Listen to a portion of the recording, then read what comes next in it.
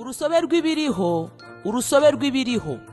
Igisubizo ukeneye ngo ubeho ubuzima butunganiwe, bukunejeje ndetse bwo hejuru kiri hafi yawe. Kurikirana ikiganiro urusobe rw'ibiriho, umenye uko ubaho ubuzima bwawe bwagenwe n'Imana ngo bube ubw'ubwiza n'icyubahiro binyuze mu ijambo ry'Imana.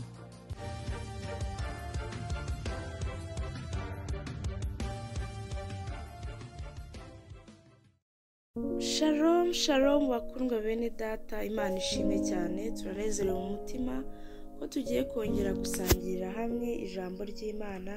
Ni ijambo dusanga mu gatabo k'urusobe rw'ibiriho, agatabo kandikwa n'umushumba Kristo ya Kilome, agatabo kabamo inyigisho ya buri munsi gasohoka buri kwezi. Inyigisho y'uyu munsi ikaba ivuga ngo kuraho imirimo y'umwijima. Haleluya! Kuraho imirimo y'umwijima. Umurongo wacu w'ifunguro turawusanga mu Befesi ibice 6 umurongo wa 17. Haravuga hati: mwakira agakiza k'ab'ingofero, mwakira nk'inkota y'umwuka, ariyo jambo ry'Imana. Amen. Muri Yohana ibice 8 umwami Yesu yavuze ku kunanirwa gusobanukirwa ibyanditswe kw'abayobozi b'Abayuda. Yaravuze ati: ni iki gituma mutamenya imvugo yanjye? Nuko mutabasha kumva ijambo ryanjye. Muri Yohana ibice 8 umurongo wa 43. Kuri bo amagambo ye yari imvugo gusa, yari ibibwirizwa bitarinjira mu mitima yabo. Ariko ku bandi ryari ijambo rizima kandi rikora ry'umwuka. Ijambo ry'Imana rizima mu mwuka wawe urekura, riteza impinduka. Igihe ushaka guhindura imibereho y'akahebwe, watura ijambo ryayo. Ibyo nibyo Pawulo yita inkota y'umwuka mu murongo wacu ufungura. Ijambo rivuzwe rikora. Ijambo ryasemuwe mu Kigereki rema, rinasemurwa nka ijambo mu Baheburayo ibice 4 umurongo wa 12, aho havuga hati: kuko ijambo ry'Imana ari rizima kandi rifite imbaraga kandi rikagira ubugi buruta ubw'inkota zose. Nyamara nubwo ijambo rityaye kurusha inkota y'amugi abiri, riba riri mu rwubati rwaryo kugeza igihe uryatuye. Iyo urivuze rihinduka inkota ityaye isenya imirimo y'umwijima. Mu Byahishuwe igice cya 1 umurongo wa 16, intumwa Yohana yerekeza kuri Yesu yaravuze ati: mu kanwa ke habamo inkota ityaye ifite ubugi impande zombi.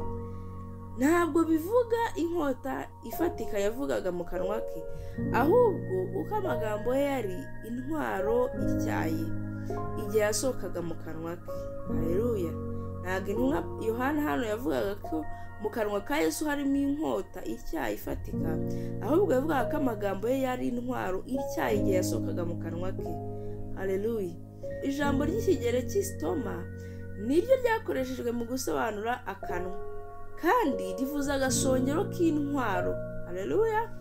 Akanwa kawe ni agasongero k'intwaro. Hari umugani Abanyarwanda bajya baca ngo akanwa kawe iyo katakwishe karagukiza. Na Bibiliya hano bigarutseho. Akanwa kawe ni agasongero k'intwaro, mbese ugakoresha ute mwene data? Haleluya! Igihe ijambo ry'Imana rivuye mu kanwa kawe, uba uri gucagagura za kanseri, uba uri gucagagura ibibyimba, umuze n'ubukene, uba uhungabanya Satani n'imirimo y'umwijima. Akanwa kawe ni inkota, gakoresha kugira ngo ucagagure imirimo y'umwanzi mu mujyi wawe, mu gihugu cyawe no mu bihugu byose byo mu isi. Haleluya! Koresha akanwa kawe ucagagura icyo kintu icyo ari cyo cyose kiri aho ubona ko ari umurimo w'umwijima. Imana ishimwe cyane. Tugiye gusenga isengesho, turasubiramo tuti: Data mwiza, ndagushimira kubw'imbaraga z'ijambo ryawe riri mu kanwa kanjye. Uko natura ijambo ryawe, imibereho ijya mu murongo w'ukuri k'ubuzima bw'ubwiza wangeneye muri Kristo.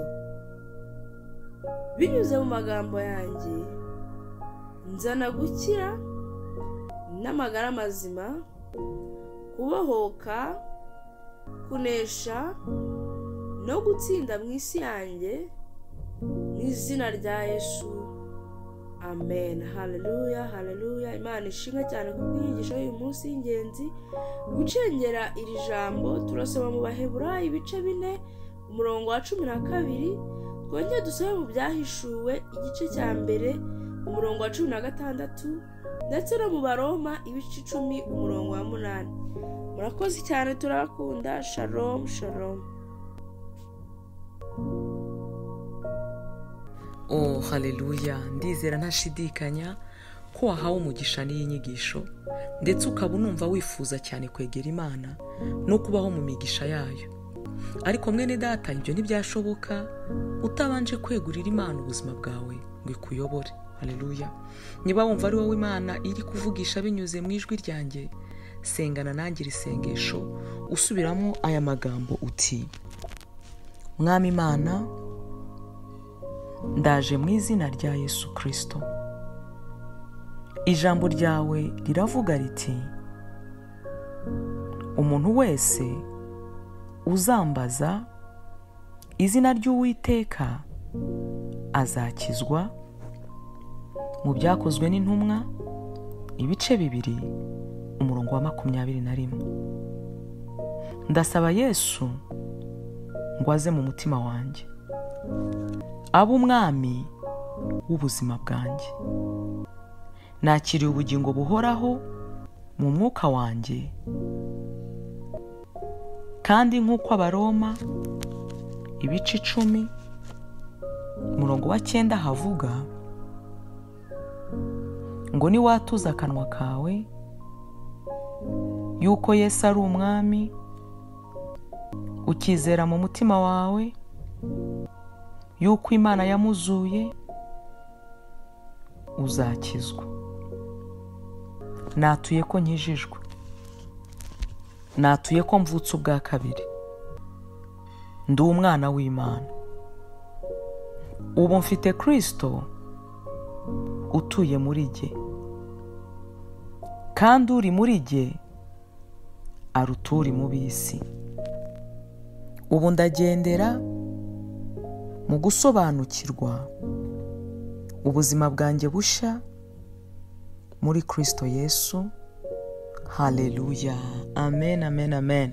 Nezerwa cyane mwene data, ububaye umwana w'Imana, kugira ngo wakire ibisobanuro birenzeho ku buryo wakura nk'umukristo, cyangwa niba wifuza gusengerwa by'umwihariko, mwahamagara kuri 07 9 4 000 91.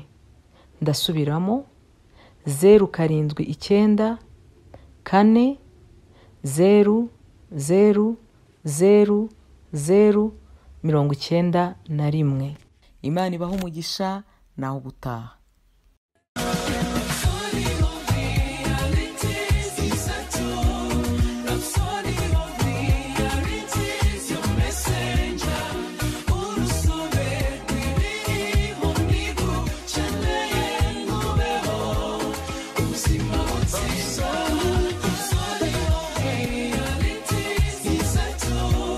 Rhapsody